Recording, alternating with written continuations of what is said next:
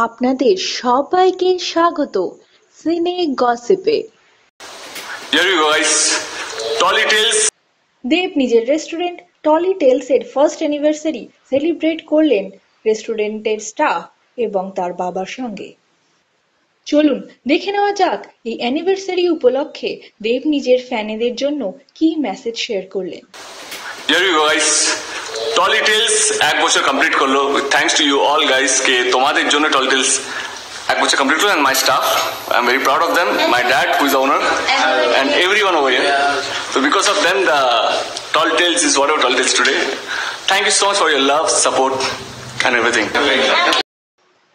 দেবের restaurant trolley tales এর first অ্যানিভার্সারির জন্য রইল সিনে গসিপের তরফ থেকে অনেক শুভেচ্ছা।